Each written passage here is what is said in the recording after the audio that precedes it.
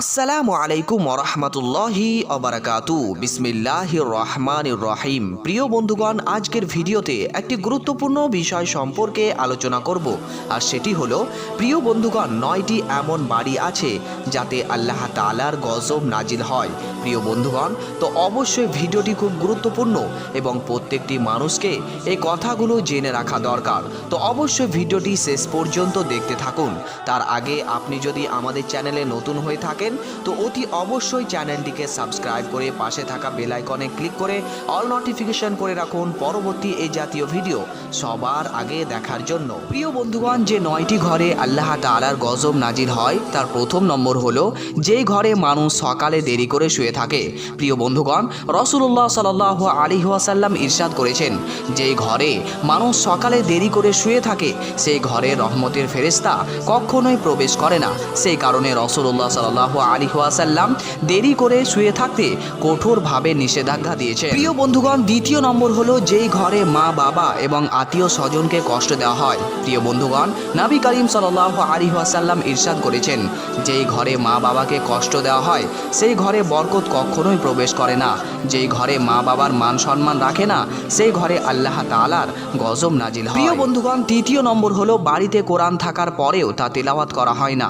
প্রিয় বন্ধুগণ, রাসূলুল্লাহ সাল্লাল্লাহু আলাইহি ওয়াসাল্লাম ইরশাদ করেছেন, সেই ঘরে কখনোই রহমতের ফেরেশতা প্রবেশ করে না। যেই ঘরে কোরআন থাকার পরেও সে ঘরে কোরআনের তেলাওয়াত হয় না, তাকে তুলে রাখা আছে অথচ কোরআনের তেলাওয়াত করছে না, সেই ঘরে রহমতের ফেরেশতা কখনোই প্রবেশ করে না।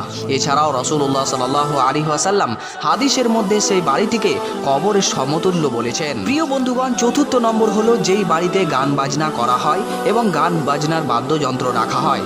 প্রিয় বন্ধুগণ, রাসূলুল্লাহ সাল্লাল্লাহু আলাইহি ওয়াসাল্লাম ইরশাদ করেছেন, যেই ঘরে গান বাজনা হয় সে ঘরে আল্লাহ তাআলার গজব নাজিল হয়।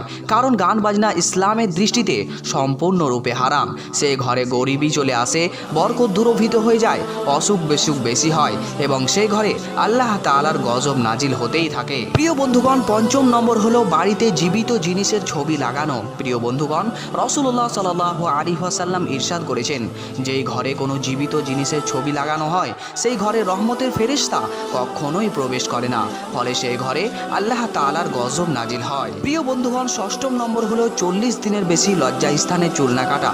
প্রিয় বন্ধুগণ, সেই সব লোকের বাড়িতে কখনোই বরকত প্রবেশ করে না যে নিজেই সব সময় অপবিত্র হয়ে থাকে। নিজেকে পরিষ্কার পরিচ্ছন্ন রাখা ঈমানের একটি অঙ্গ, কেননা রাসূলুল্লাহ সাল্লাল্লাহু আলাইহি ওয়াসাল্লাম ইরশাদ করেছেন, আন-নাযাফাতু মিনাল ঈমান, পরিষ্কার পরিচ্ছন্নতা ঈমানের অঙ্গ, এবং যেই বাড়িতে এরকম অপবিত্র হয়ে থাকে সেই বাড়িতে কখনোই বরকত প্রবেশ করে না, ফলে সেই ঘরে আল্লাহ তাআলার গজব নাজিল হয়। প্রিয় বন্ধুগণ, সপ্তম নম্বর হলো মিথ্যা কথা বলা। প্রিয় বন্ধুগণ, যেই ঘরে মিথ্যা কথা বলা ব্যক্তি থাকে সেই ঘরে কখনোই বরকত প্রবেশ করে না, ফলে সেই ঘরে অসুখ বিসুখ এবং নানা ধরনের ব্যাধি একের পর এক হতেই থাকে এবং সেই ঘরে আল্লাহ তাআলার গজব নাজিল হয়। প্রিয় বন্ধুগণ, মিথ্যা কথা বলা মহাপাপ, কেননা রাসূলুল্লাহ সাল্লাল্লাহু আলাইহি ওয়াসাল্লাম একজন ব্যক্তিকে বড় বড় গুনাহ থেকে বাঁচার জন্য সর্বপ্রথমে তাকে মিথ্যা কথা বলতে নিষেধ করেছিলেন। ফলে সে ব্যক্তি যখন মিথ্যা কথা বলা ছেড়ে দিল সে সমস্ত রকম পাপ কাজ করা থেকে বেঁচে গেল।